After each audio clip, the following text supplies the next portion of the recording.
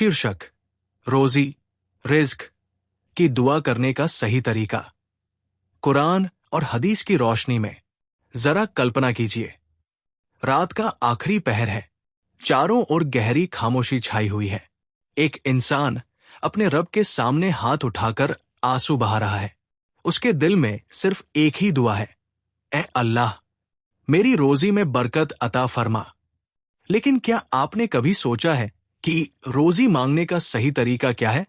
क्या सिर्फ दुआ कर लेना ही काफी है, या इस्लाम हमें इसके साथ कुछ और भी सिखाता है? कुरान मजीद सबसे पहले हमें ये यकीन दिलाता है कि जमीन पर चलने वाला कोई भी जीव ऐसा नहीं है जिसकी रोजी की जिम्मेदारी अल्लाह ताला ने अपने ऊपर न ली हो।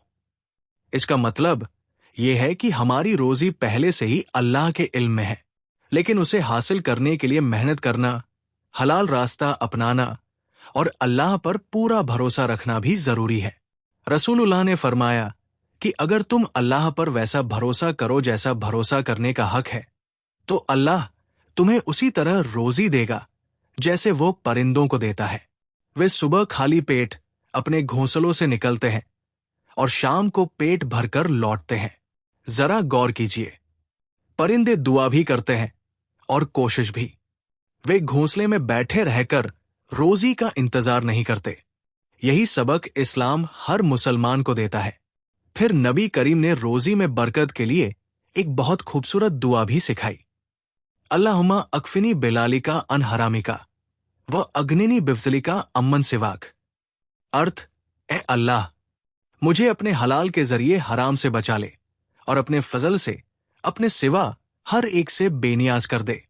इस दुआ में सिर्फ ज्यादा माल नहीं, बल्कि हलाल, पाक और बरकत वाली रोजी मांगी गई है, क्योंकि इस्लाम में असली कामयाबी ज्यादा दौलत नहीं, बल्कि बरकत वाली रोजी है।